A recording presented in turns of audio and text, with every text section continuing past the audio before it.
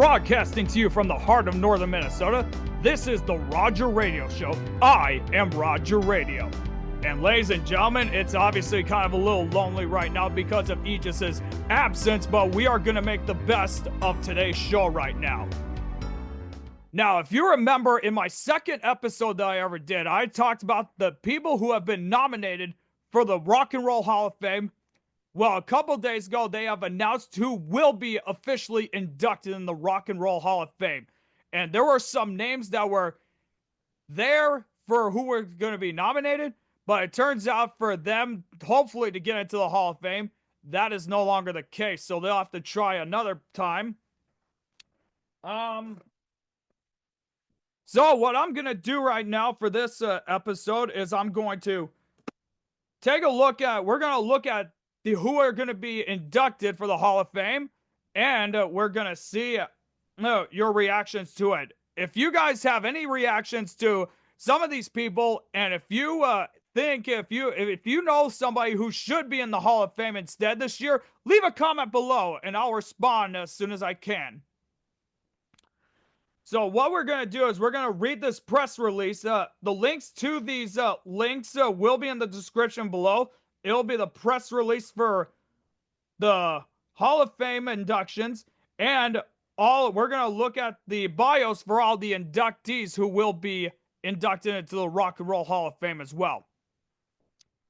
Okay. The Rock and Roll Hall of Fame Foundation unveils electrifying class of 2025 inductees. The 2025 induction ceremony is set for Saturday, November 8th in Los Angeles, California, and will air live on Disney+. I may have to consider now getting a Disney Plus subscription so that I can watch that and give my final thoughts on it. Tonight, the Rock and Roll Hall of Fame Foundation pulled back the curtain on its 2025 inductees, a powerhouse lineup of trailblazers, icons, and music legends who have shaped the ever-evolving sounds of rock and roll. This year's announcement was delivered live by Ryan Seacrest on tonight's Rock and Roll Hall of Fame episode of American Idol. Sets the stage for an unforgettable celebration of music's highest honor. Of course it would be Ryan Seacrest. He's always been like a music guy, you know.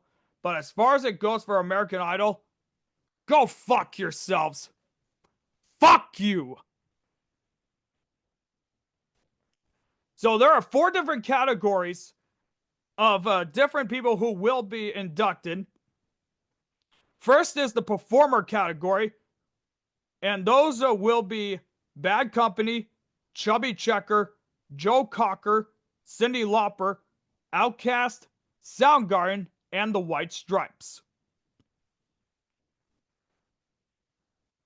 The Musical Influence Award category, the people who will be inducted are Salt-N-Pepa and Warren Zevon. The Musical Excellence Award, 3 people who will be inducted are Thom Bell, Nicky Hopkins, and Kaye. And last but not least, the Ahmed Artigan Award, the person who will be inducted is Lenny Waronker. So that is a grand total of 13 people who will be inducted into this year's Rock and Roll Hall of Fame. The 2025 Rock and Roll Hall of Fame induction will be live on Saturday, November 8th at the Peacock Theater in Los Angeles, California. The 2025 ceremony will once again stream live on Disney Plus with a special airing on ABC at a later date and will be available on Hulu the next day. Each of these inductees created their own sound and attitude that had a profound impact on culture and helped to change the course of rock and roll forever, said John Sykes, chairman of the Rock and Roll Hall of Fame. Their music gave a voice to generations and influenced countless artists that followed in their footsteps. The inductees were announced live on ABC this evening by Ryan Seacrest during the Rock and Roll Hall of Fame episode of American Idol, where the top 14 American Idol finalists took on songs from legendary Rock and Roll Hall of Fame inductees as America voted live for the top 12. The episode will be available tomorrow on Hulu.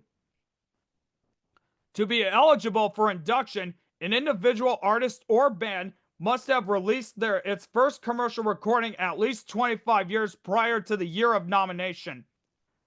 Chubby Checker, Joe Cocker, Bad Company, and OutKast are first-time nominees, whereas Cyndi Lauper, Soundgarden, and the White Stripes have all been nominated before. The induction categories include performers, artists who have created music whose originality, impact, and influence have changed the course of rock and roll. Musical Influence Award, artists whose music and performance style have directly influenced, inspired, and evolved rock and roll and music impacting culture. The Musical Excellence Award, given to artists, musicians, songwriters, and producers whose originality and influence have had a dramatic impact on music. And finally, the Ahmet Ertegun Award, non-performing industry professionals who have had a major influence on the creative development and growth of rock and roll and music that has impacted culture. Ticket on sale information will be announced at a later date. Select Rock and Roll Hall of Fame donors and members receive exclusive induction ticket opportunities. Donate or join by June 30th to be eligible. Visit rockhall.com/membership to learn more. Press can access high-resolution images and bios for the 2025 inductees at rockhall.com/pressroom. Media credential applications for the induction ceremony will open in July. Read the official 2025 inductee bios here, which I have for the link as well, so I will click on that.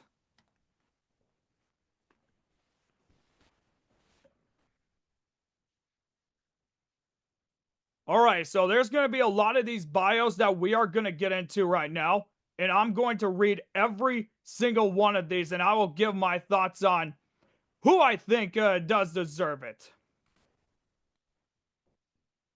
So we are going to start with the performers category, and we are going to start with none other than Bad Company.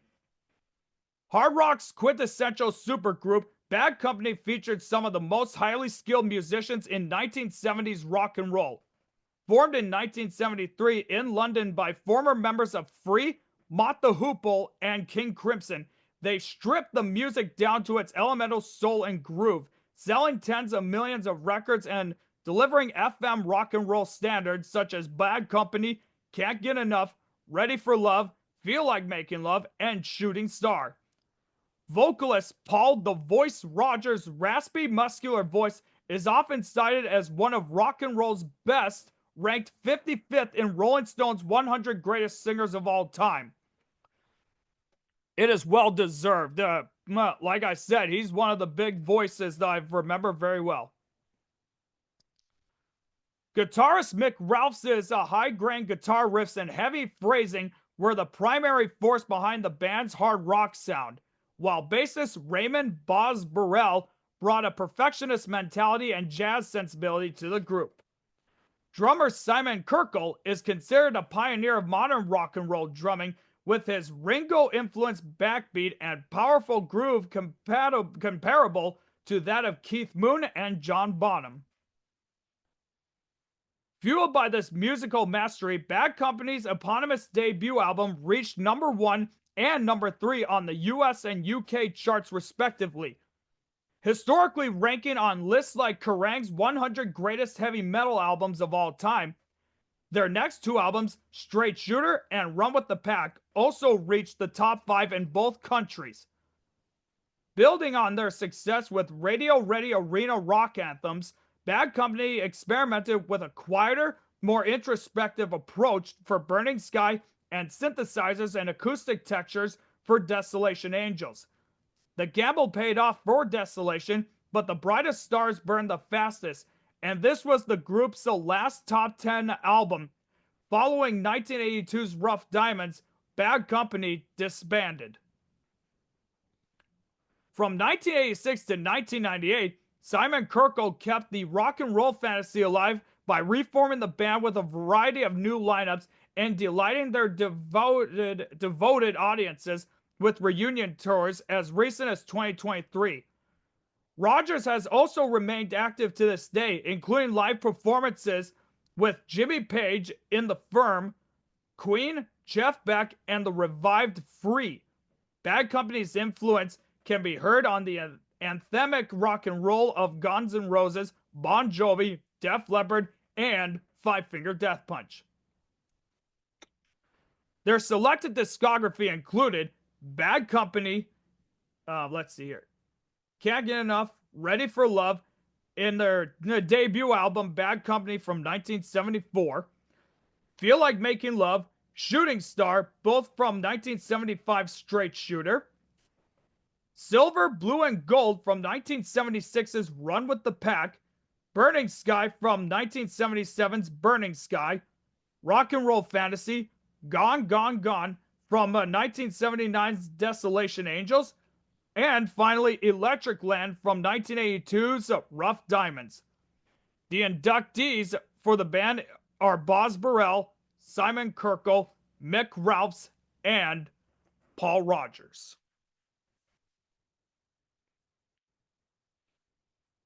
They do seem like the appropriate lineup. After all, Bad Company is one of the early pioneers for the supergroups and making the sound that they became to be known as.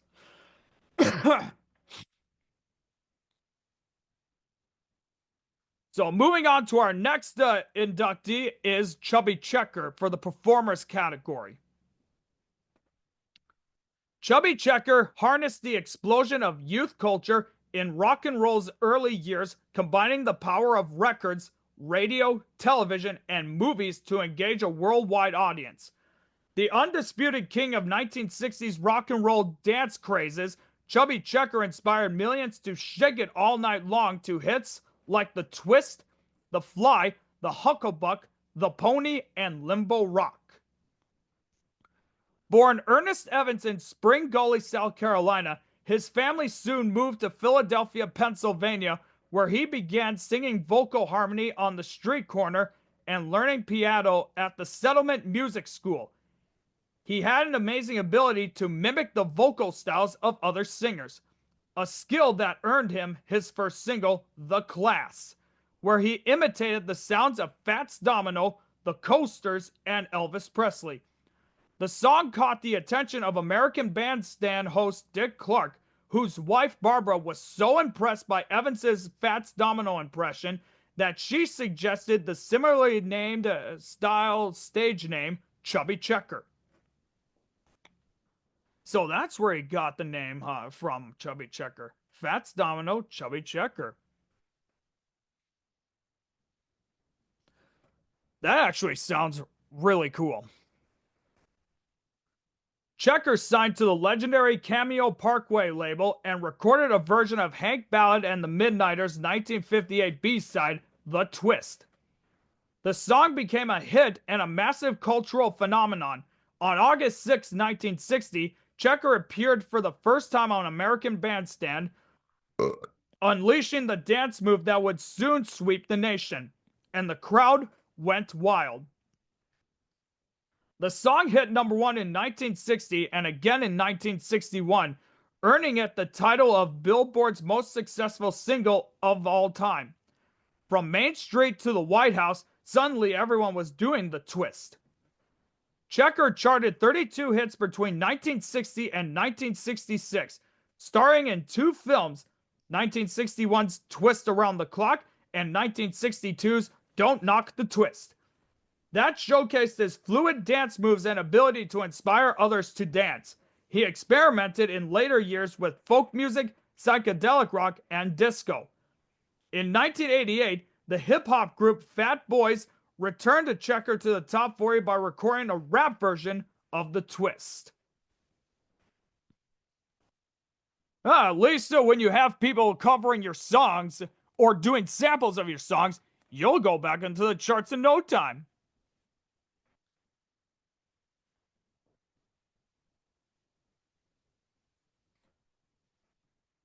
Next up in the performers category, we have Joe Cocker. Joe Cocker's true genius lay in his rare ability to take someone else's music and use his raw and powerful voice to make it uniquely his own. Joe Cocker was one of rock and roll's most gifted and influential artists. With his distinctive soulful voice and his singular talent as a song stylist, Cocker's true genius lay in his rare ability to take someone else's music and make it uniquely his own, captivating the imagination of millions of listeners. While Cocker was a songwriter himself, his interpretations of classics like Feeling Alright and The Letter redefined those songs, crafting their definitive versions and introducing them to new audiences. His iconic take on With a Little Help from My Friends was so transformative that it became a signature of Woodstock and an anthem of its era. Cocker's raw and powerful voice was a rare instrument of pure passion, gritty and ravaged, while also heartbreakingly tender, and his greatness was also showcased in his electrifying stage presence, which made the legendary Mad Dogs and Englishmen tour in 1970 among the most celebrated moments in rock and roll history. As a young singer, Cocker performed in pubs in his hometown of Sheffield, England, before releasing his first single in 1964 and forming the Grease Band in 1966. By 1968, With a Little Help from My Friends hit #1 in the UK and made him a star. And his career soared further with hits like Delta Lady and Cry Me a River. Despite personal and professional struggles over the years, Cocker continually rebounded, releasing the emotional You Are So Beautiful in 1974 and the Grammy-winning Up Where We Belong in 1982. Over his 40-year career, Cocker released 23 studio albums and toured extensively, reinventing himself while staying true to his intense emotive style, I meant. He released his final album, Fire It Up, in 2012 and passed away from lung cancer in 2014. Ranked among Rolling Stone's 100 greatest singers of all time and honored with an OBE in 2007, Cocker's impact on popular music is immeasurable. Billy Joel once said about Cocker, "In my opinion, no one has come even close to him as one of the great primal rock and roll vocalists of all time." No words truer, Billy Joel. No words truer. So, his selected discography includes Feeling Alright and With a Little Help from My Friends from 1969's With a Little Help from My Friends. She Came In Through the Bathroom Window, Delta Lady, from 1969's Joe Cocker, with an exclamation mark. Cry Me a River and The Letter from 1970's Mad Dogs and Englishmen. And Joe Cocker's 1973 album, his self-titled one.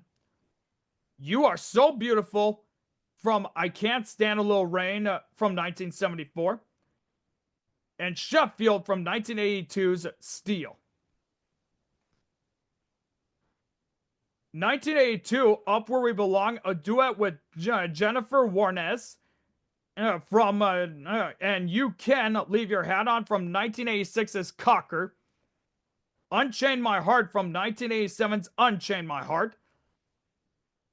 And Across from Midnight from 1997.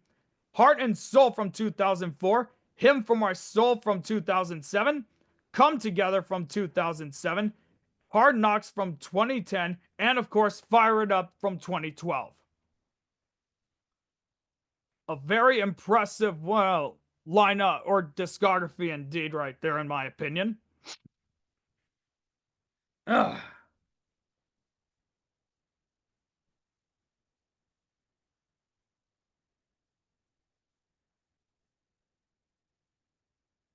Alrighty, so I'm gonna read about 3 more of these, and then actually, as soon as I finish with the performers category, then we're gonna take a short break.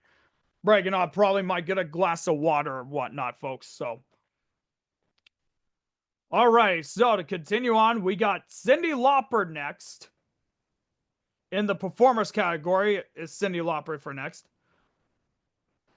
With her distinctive 4-octave voice and songwriting chops, Cyndi Lauper broke down barriers for waves of future artists and empowered them to perform as their unique, authentic selves.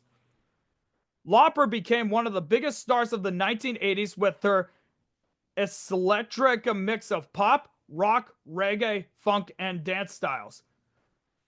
Her record-breaking debut album, She's So Unusual, featured 4 consecutive top 5 US singles, Girls Just Wanna Have Fun, Time After Time, She Bop, and All Through the Night, and earned her 2 Grammys. Through MTV, Lauper brought her unique look, style, and sound to giving rooms throughout America, inspiring legions of young fans. Her video for Girls Just Wanna Have Fun also won the inaugural VMA for Best Female Video. By the end of 1985, Cyndi Lauper had established herself as one of the best-selling artists in the world, and over the next 15 years, she grew as a writer, producer, and advocate. Lauper's 1986 sophomore album, True Colors, reached number 4 on the Billboard 100 and included the chart topper True Colors and number 3, Change of Heart. Lauper's 4 albums from the 2000s explored and celebrated such musical genres as pop standards, electronic/dance music, blues, and country. A lifelong advocate for the LGBTQIA+ community, she founded True Colors United in 2008 to support LGBTQIA+ youth experiencing homelessness. In 2013, she became the first solo woman to win a Tony Award for Best Score for the queer-positive Broadway hit Kinky Boots. When Lauper was awarded the Billboard Icon Award in 2018, Dua Lipa called She's So Unusual a multi-platinum declaration of independence and an important statement about the right of women to define themselves and their place in the world on their own terms. In 2024, Lauper embarked on a sold-out worldwide farewell tour and was the subject of the documentary Let the Canary Sing. Further cementing her legacy, Lauper's Time After Time has been covered by over 100 artists and is featured in Rolling Stone's 500 Best Songs of All Time. Cyndi Lauper's rebellious influence on the attitudes, sounds, and fashion of the music industry for the past 40 years is evident in the work of other iconoclastic artists like Pink, Lady Gaga, Nicki Minaj, and Chappelle Roan. Now, if you guys never heard of Cyndi Lauper, then you had never heard of Girls Just Want to Have Fun. And if you never heard of Girls Just Want to Have Fun, you don't know Cyndi Lauper.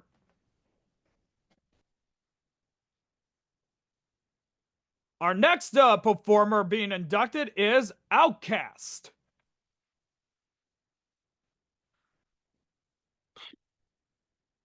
Alrighty. OutKast redefined hip-hop with their genre-blending sound and relentless innovation, proving the Dirty South could compete with rap music's long-standing East and West Coast scenes. OutKast's distinctive sound, a blend of funk, soul, and jazz with introspective storytelling, helped them become one of the most critically acclaimed and commercially successful hip-hop groups of all time. With massive tracks like Hey Ya, OutKast challenged every norm, defined every genre, and pushed every boundary.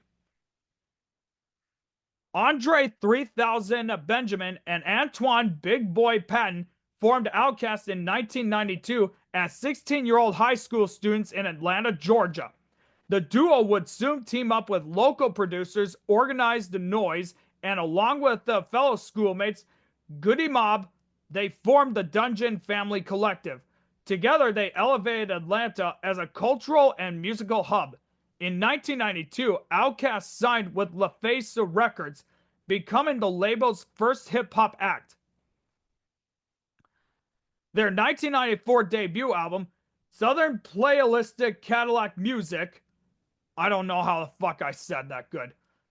It featured laid-back classics like Players Ball and earned them Best New Rap Group at the 1995 Source Awards. And of course, folks, I'm talking about the infamous 1995 Source Awards. And if you don't know what it is, look it up. This felt like a watershed moment for hip-hop, as Benjamin famously said, "The South got something to say." OutKast's next two albums, 1996's 18 Lions and 1988's Aquamini, continued to expand their sound, introducing experimental and futuristic production. This era produced some of OutKast's most critically acclaimed songs, including At Lions, Rosa Parks, and Spotty Oddie Doppelicious. In 2000, Stankonia evolved their sound again, with a deeply personal Miss Jackson and the electro-influenced B.O.B. Bombs Over Baghdad, a song Pitchfork called the #1 song of the 2000s. OutKast would reach new heights with the release of 2003's Speaker Box / The Love Below. The album earned a Grammy for Album of the Year, as well as yielding two #1 hits, The Way You Move and the ubiquitous Hey Ya. The legacy of OutKast is vividly apparent in all pockets of contemporary hitmakers. The introspection of Kendrick Lamar, the Afro-futurism of Janelle Monáe, the individuality of Tyler the Creator, and an entire generation of ATL proteges, including T.I., Ludacris, Future, and Migos. Their selected discography is Players Ball from 1994's Southern Playalistic Music, Elevators Me and You, and At Lions from 1996's At Lions, Rosa Parks, The Art of Storytelling Part 1 featuring Slick Rick, Spotty Oddie Doppelicious from 1998's Aquamini, B.O.B. Bombs Over Baghdad, Miss Jackson, and So Fresh So Clean from 2000 Stankonia, The Whole World, and from 2001's Big Boy and Dre Present OutKast, Hey Ya, The Way You Move, and Roses from Speaker Box / The Love Below from 2003. Morris Brown from 2006's Idlewind, and Intel Players Anthem from 2007's UGK Underground Kings. The inductees are Andre 3000 Benjamin and Antoine Big Boy Patton. Nothing like getting those two together again, man.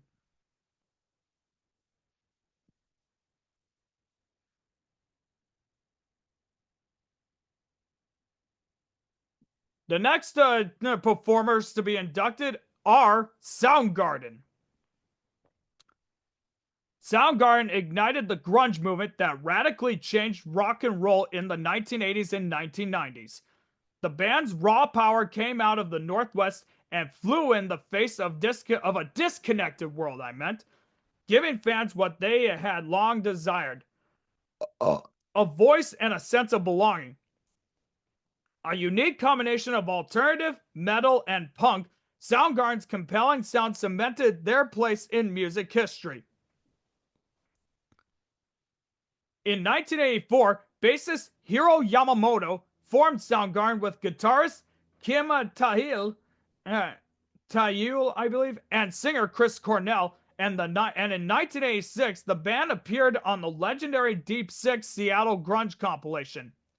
With Matt Cameron joining on drums, this lineup recorded seminal grunge works, including their debut EP, Screaming Life, the second studio release of the foundational indie record label Sub Pop. With Louder Than Love in 1989, Soundgarden became the first band from the scene to release an album on a major label. The following year, Ben Shepherd stepped in on bass, and the band ascended into the mainstream with 1991's Bad Motorfinger, the 6-time platinum 1994 album Super Unknown, and 1996's Down on the Upside. Soundgarden would disband in 1997 and would later reunite in 2010.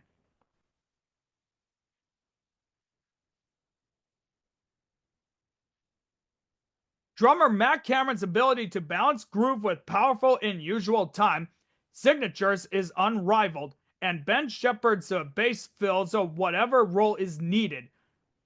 Melodic counterpoint, rumbling foundation, or a rhythmic complement. Guitarist Kim Thayil's combination of metal-influenced drop tuning, virtuosity, and noise allow his riffs and solos to soar. And above all was the voice of Chris Cornell, the quintessential rock vocalist, a rare combination of raw power, technical mastery, and soul-searing emotion. Cornell's 4-octave voice could effortlessly move between hauntingly ethereal, gut-wrenchingly powerful, and seductively inviting. The embodied songs with a delivery that could be both ferocious and heartbreakingly fragile. He made you believe every note, every scream, and every whispered lyric. Tragically, Soundgarden came to an end in 2017 with the tragic passing of Chris Cornell from suicide. Soundgarden's foray into the mainstream paved the way for Nirvana, Pearl Jam, and other garage bands, setting the stage for major labels to seek out alternative sounds as diverse as Britpop, industrial, and riot grrrl. GRRRL, if you're wondering how that's spelled. The groundwork they laid for countless hard rock and metal bands was essential, and their influence and legacy continued to resonate across generations. Their selective discography includes Flower from 1988's Ultra Mega OK, Rusty Cage, Outshine, and Jesus Christ Pose from 1991's Bad Motorfinger, Black Hole Sun and Spoonman from 1994's A Super Unknown, Pretty Noose, Burden in My Hand, Blow Up the Outside World from 1996's Down on the Upside, and Been Away Too Long from 2012's King Animal. The inductees are going to be Matt Cameron, Chris Cornell, Ben Shepherd, Kim Thayil, and Hiro Yamamoto. Now, in my opinion, Soundgarden does fucking deserve to be in the Hall of Fame. Plain and simple. Plain and simple, folks.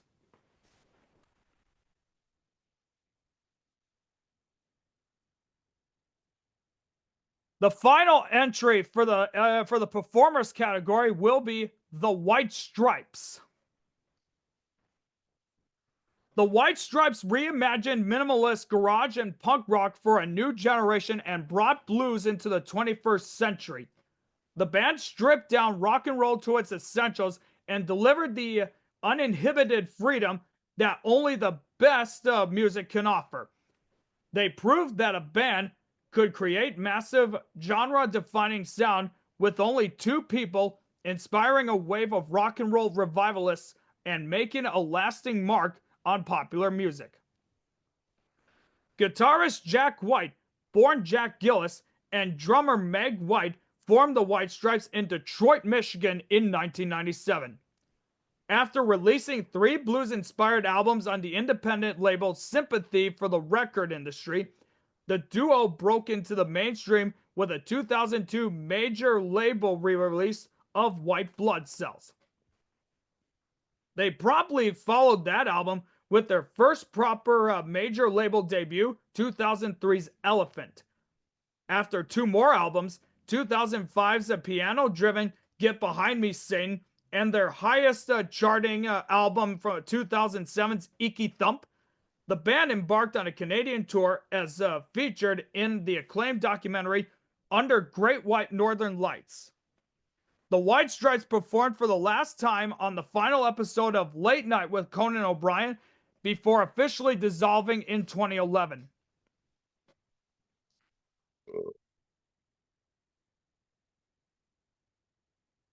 Red, white, and black saturate the White Stripes' visual aesthetic. With the help of a director, Michael Gondry, their innovative music videos experiment with shifts in perspective. The denial twist and the deconstruction of basic elements. Fell in love with a girl. Their musical style layers the rawness of garage rock and the piercing energy of punk over a blues foundation. Songs like Seven Nation Army feature a trio of sounds, often vocals, guitar, and drums. Jack's voice whines and screeches out unapologetic lyrics laced with raw production efforts, and his heavy guitar riffs ground the harmonic structure like his solo work.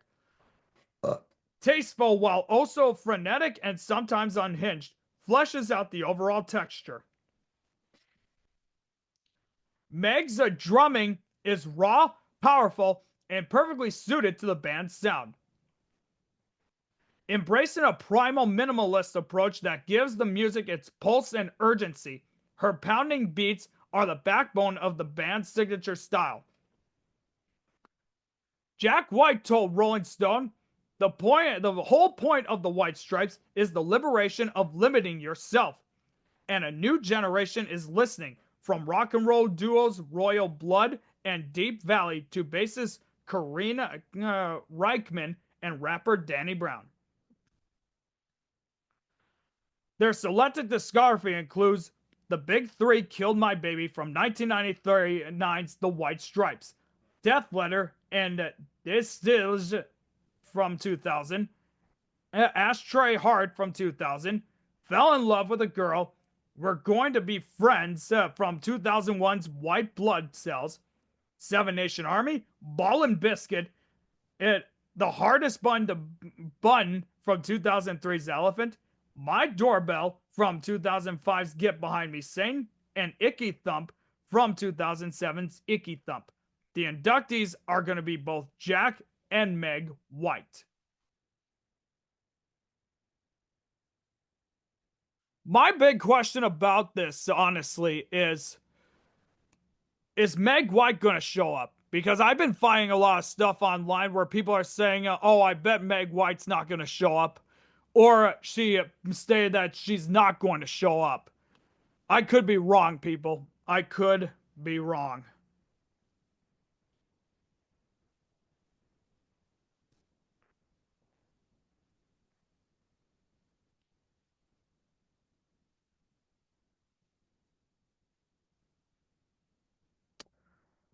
All right, folks, before we are, let me see here how many we got left.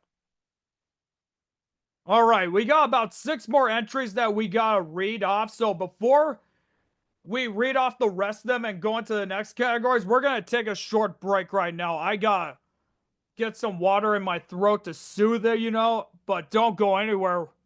We will be right back. Don't go anywhere.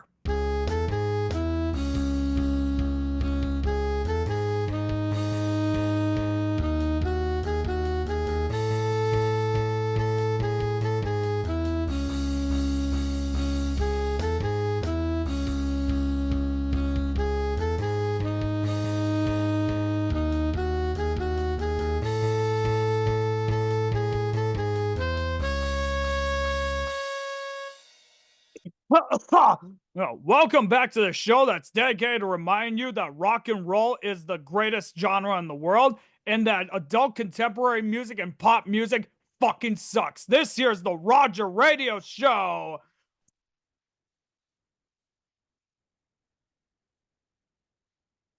So right before we got back to commercial break, or, you know, break and all that, we just read off the entire performers category. And now we are going to continue on to the next category that's here. And there are 2 people who will be winning the Musical Influence Award.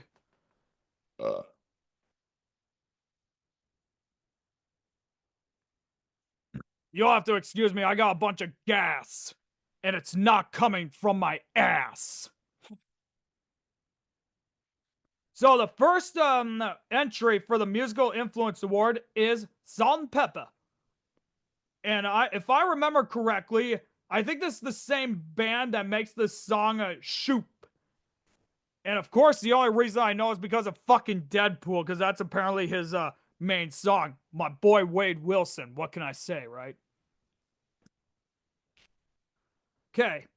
When Salt-N-Pepa jumped into the rap scene, a new era of hip hop was born. A time for women to harness their own power and flip the male-dominated genre on its head. They established a new look and style with their spandex, asymmetrical haircuts, or asymmetrical, yeah, and Dapper Dan jackets. Musically, they mix a 2 MC flow with expert DJ technique, all while blending hip-hop beats with pop and R&B influenced melodies and confident lyrics celebrating female empowerment. They were the first major all-female rap group and the first women in rap to go platinum, crowning them the first ladies of rap. That is an honor, if you ask me. A huge honor, especially in a genre that was all male dominant. It's always nice to, at least let women break into stuff, and I've always been an advocate for women's rights. Okay, so Cheryl, Salt James, and Sandra Peppa Denton were nursing students at Queensborough Community College when they met while working together at Sears. At the urging of their friend and later producer and songwriter Herbie Lovebug Azor, they cut the track, The Showstopper, for his music school project, a response to Doug E. Fresh's single, The Show. The song was a radio hit, and the group soon rounded out their act by adding a DJ, Dee Roper Spenderella. The group's 1986 debut, Hot, Cool, and Vicious, gained traction, but it was the B-side to Tramp, 1987's Push It, that could catapult them into the charts.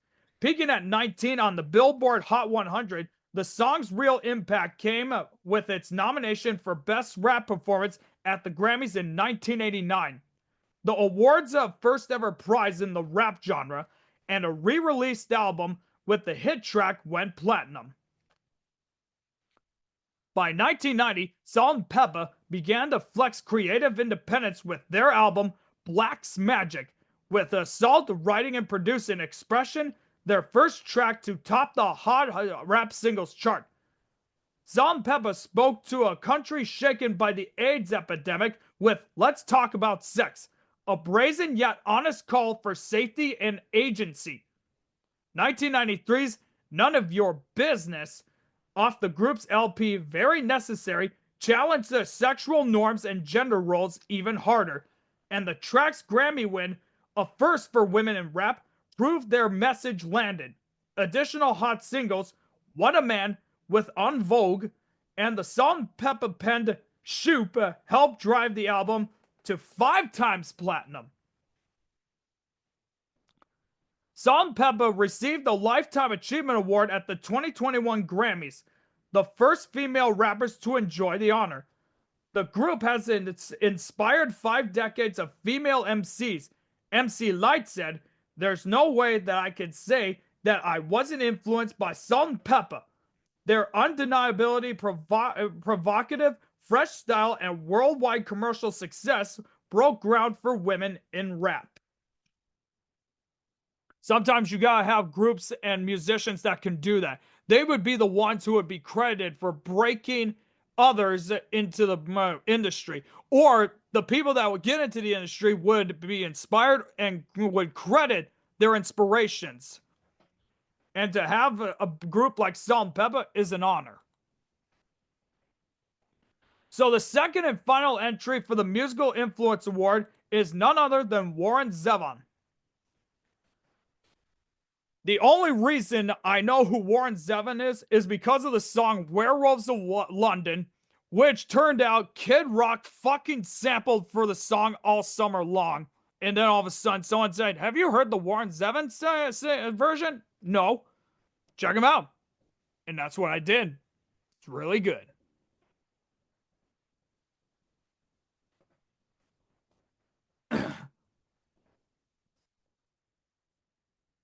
Warren Zevon was an artist.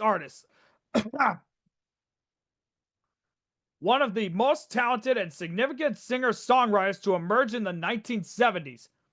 Zevon wrote poetic but offbeat songs, often with darkly humorous and acerbic lyrics, and delivered them with a dry wit and a twisted energy like no other performer could.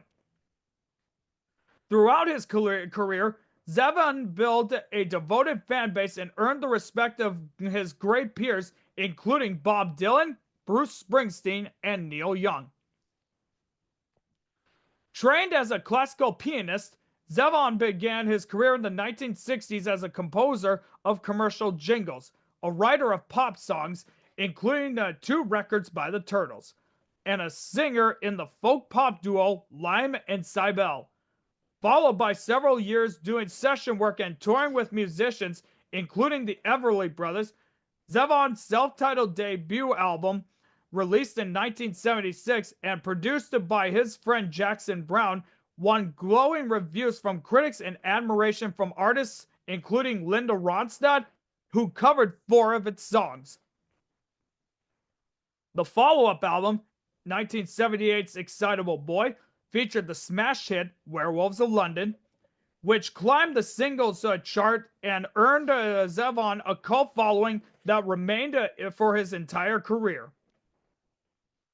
After releasing more than a dozen critically acclaimed albums, Zevon was diagnosed with an inoperable form of lung cancer in 2002.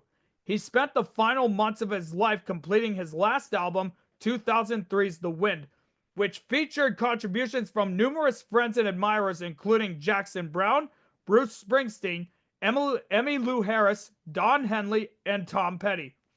Zevon died 2 weeks after the release of the album, which would ultimately win 2 Grammy Awards. While he never achieved the level of fame and recognition he deserved, Zevon was adored by music critics, revered by his contemporaries, and deeply loved by his fans. He was and remains one of my favorite songwriters, said David Crosby. He saw things with a jaundiced eye that still got the humanity of things. Zevon's musical legacy lives on in the work of rock and country troubadours like Eddie Vedder, Jason Isbell, Amanda Shires, Taylor Goldsmith, and many others.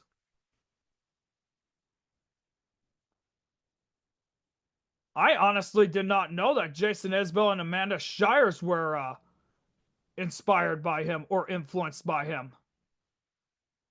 And these were 2 people who I got to meet at Riverfest a couple years ago. So that's pretty cool.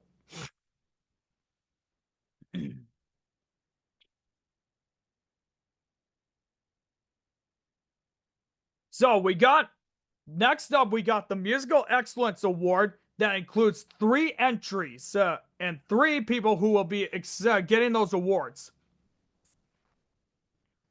We will start this category with Thom Bell.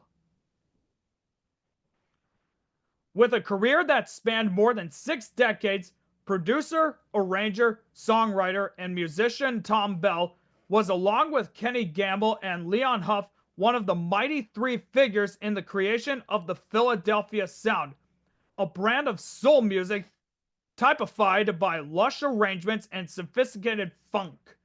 A prolific creator, Bell's work crafting hit after hit for artists like the Delphonics, the Stylistics, the Spinners, and many more, laid the groundwork for the disco of the 1970s and R&B of the 1980s. Born in Kingston, Jamaica, Thomas Bell moved to Philly with his parents at age 4. He began studying classical music as a teen with the aim of becoming a conductor. After forming a short-lived doo-wop group with Gamble and a stint as a session musician and songwriter for Camel Records, Bell met the local group the Delphonics. Bell co-wrote and produced 2 hits for the group, La La Means I Love You and Didn't I Blow Your Mind This Time. Bell then teamed up with Gamble and Huff, first in a record production company, then on Mighty 3 Music, a publishing company for their songs.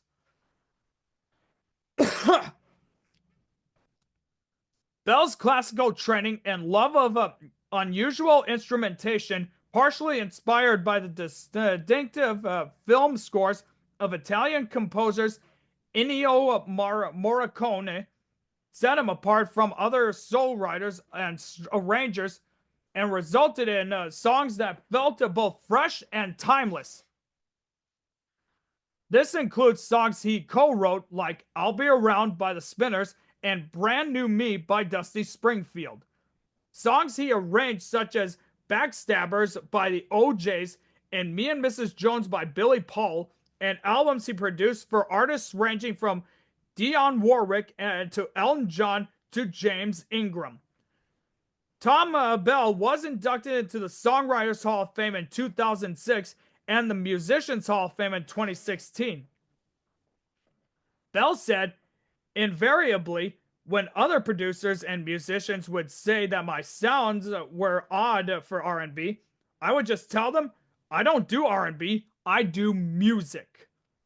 Bell passed away in 2022, and his influence can be heard in an array of soul artists such as David Bowie, Carole King, Hall & Oates, George Michael, Jill Scott, and Jasmine Sullivan.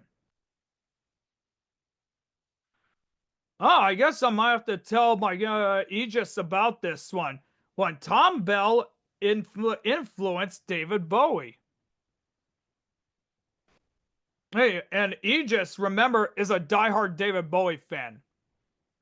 And he always says, oh, Roger Radio ain't much into it. I like some of his stuff.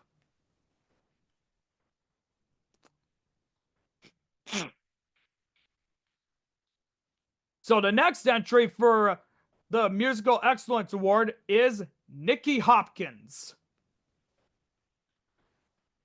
Known as a hero of the piano, Nicky Hopkins played on over 250 albums during his career, helping to craft classic songs by the Rolling Stones, the Beatles, the Kinks, the Who, the Jeff Beck Group, the Steve Miller Band, and Jefferson Airplane. Hopkins was one of the most in-demand session musicians in rock and roll, and for more than 3 decades. Hopkins' playing transcended genre, from the locomotive boogie-woogie and blues of Little Richard and Jerry Lee Lewis to the virtualistic expressiveness of Rachmaninoff.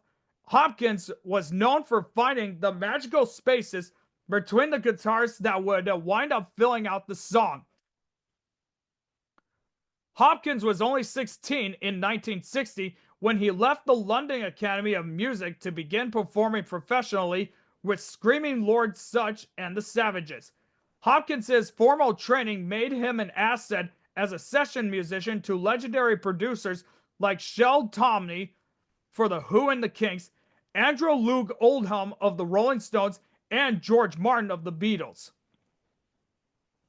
After providing keyboards on early Kinks and Who albums, Hopkins' big break came in 1967 when he began working with the Rolling Stones on their 1967 album, Their Satanic Majesty's Request, a relationship that continued to 1981's Tattoo You. Having declined an offer to join Led Zeppelin, who were then the new Yardbirds, Hopkins did join several other bands, including the Jeff Beck Group from 1968 to 1969, Quicksilver Messenger Service from 1969 to 1970, and Jerry Garcia Band in 1975. Most notably, Hopkins played with Jefferson Airplane at Woodstock in 1969 and on the Rolling Stones' legendary 1972 North American tour. Although chronic health issues led to Hopkins' early death at age 50 in 1994, his career discography was expansive, from collaborations with everyone from Ella Fitzgerald to Frank Zappa. Hopkins' influence on the music of the 1960s London scene and the West Coast American scene of the 1970s is unmistakable.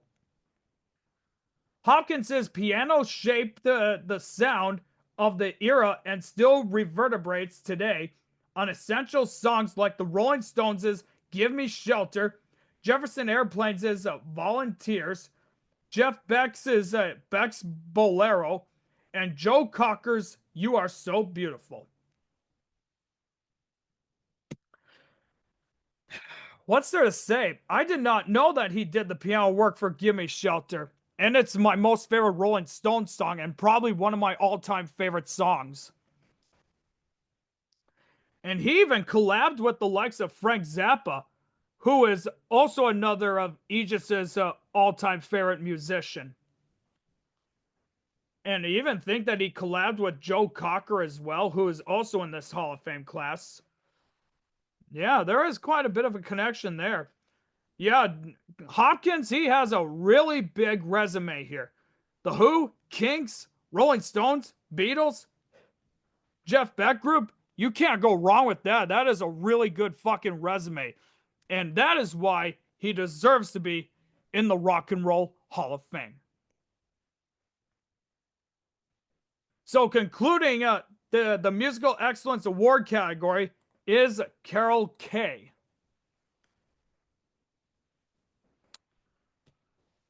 All right. Carol Kaye is a pioneering bassist who shaped the sound of modern music. With her inventive lines and impeccable timing, Kaye was a key architect behind countless rock, pop, R&B, and film recordings. Though rarely in the spotlight, her playing powered the work of legends from the Beach Boys and Simon and Garfunkel to the Supremes and Frank Zappa again. A first-call member of the elite stable of Los Angeles session musicians known as the Wrecking Crew. Kaye played on an estimated 10,000 recordings, making her one of the most recorded bassists in history. In history, people! Her musical intuition, sense of rhythm, and deep understanding of harmony redefined what the electric bass could do in popular music, serving not just as a supporting instrument, but also as a melodic voice central to composition, arrangement, and groove. Kaye began her career in the 1950s as a guitar teacher and jazz guitarist performing in clubs around Southern California. She started doing session work in 1957 and transitioned to electric bass in 1963, a move that would make her a cornerstone of the booming Los Angeles studio scene. From that point forward, Kaye became indispensable. Her propulsive, melodic bass lines can be heard on everything from the Beach Boys' Wouldn't It Be Nice to Glenn Campbell's Wichita Lineman, two very impressive songs, to the theme song from Mission Impossible. Woo! Damn, son! Whether she was laying down grooves for Motown's West Coast sessions or contributing to film soundtracks under composers like Quincy Jones and Lalo Schifrin, Kaye brought unparalleled versatility and precision to every recording. Beyond her session work, Kaye was also a respected educator, authoring bass instruction books and videos and teaching generations of musicians how to approach the instrument with feel and finesse. As one of the most prolific and influential musicians of all time, she shattered gender barriers and inspired generations of female voice musicians to pick up the bass. In a career spanning over 65 years, Carol Kaye is a foundational figure in American music, a groundbreaking artist whose playing still resonates through every note of the immortal songs she helped create. So, her selected discography includes doing Richie Valence's 1958 song La Bamba, very impressive there. The Crystals' 1963 Then She Kissed Me. The Righteous Brothers' 1964 song You've Lost That Lovin' Feelin'. Simon and Garfunkel's 1966 song Homeward Bound. Lalo Schifrin's 1966 theme from Mission Impossible. Ike and Tina Turner's 1966 song River Deep High Mountain High. 1966's Pet Sounds, which I would assume is probably the album. Sonny and Cher's 1967, The Beat Goes On. 1968's Glenn Campbell's Wichita Man. Joe Cocker's 1969 Feeling All Right. And Johnny Mandel's 1970 song Suicide is Painless, which was the theme song for MASH.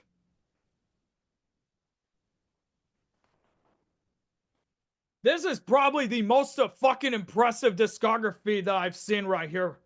This is a really fucking impressive resume right here. And still going strong even to this day.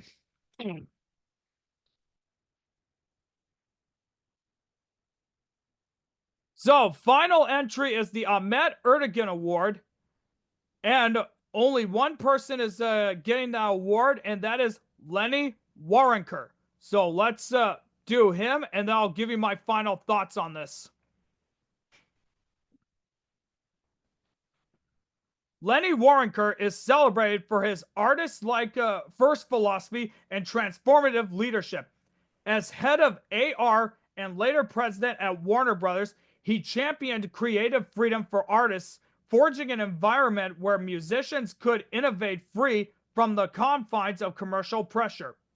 Alongside his mentor and rock and roll inductee Mo Ostin, he turned Warner Brothers into a juggernaut, but also a haven where musicians felt trusted, empowered, and true to themselves.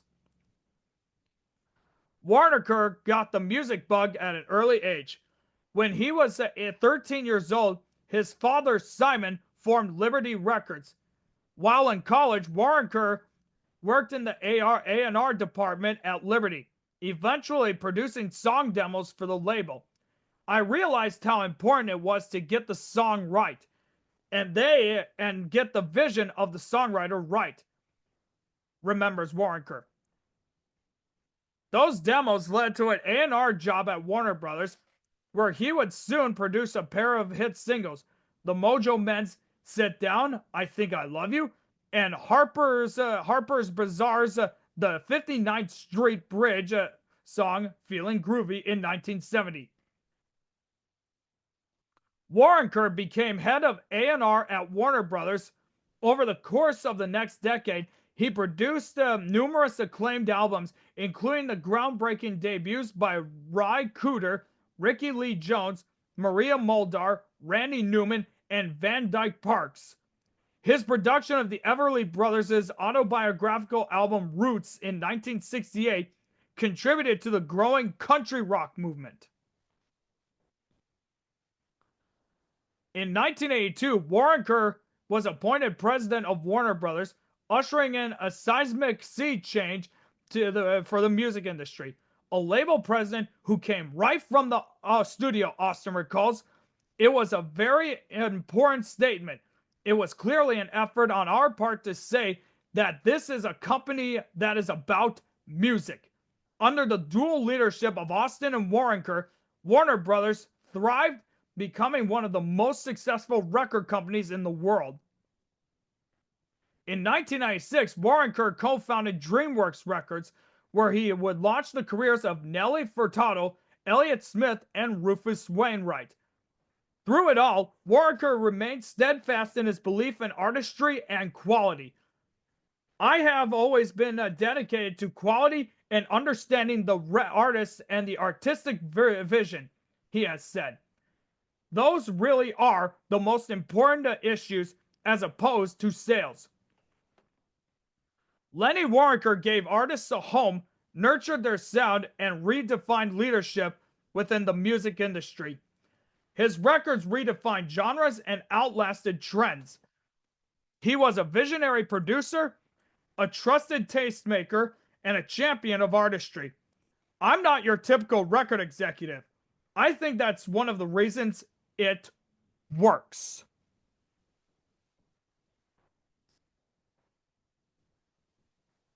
No words truer. Well, ladies and gentlemen, that is pretty much all of them for the nominees. Yeah, what else is there to say? It's a very impressive lineup. there are some things that are there are some people that, obviously a lot of people are going to just be like, they should have been on the Hall of Fame list instead. Yeah, but if you or anyone knows of anyone who would be better off being inducted into this year's Rock and Roll Hall of Fame, leave a comment in the description. Leave a comment below. No, and I'll respond to whoever you think. Obviously, these articles that I've just read off are accredited to the Rock and Roll Hall of Fame website. The links to those will be in the description below as well. The Rock and Roll Hall of Fame induction ceremony will be on Wednesday, November 8th, and will be streamed on Disney Plus. And yeah, what can I say? Bad Company deserves it. Chubby Checker deserves it. Cyndi Lauper deserves it. Soundgarden definitely fucking deserves it. The White Stripes deserve it. Warren Zevon definitely deserves it. Salt-N-Pepa deserves it. Yeah, Kaye deserves it. Nicky Hopkins deserves it. Thom Bell deserves it. And Lenny Waronker definitely deserves it. But yeah, ladies and gentlemen, that is going to do it for this podcast. Thank you all so much for listening and tuning in. If you want to see more music-related content from me, subscribe to the Roger Radio Show today.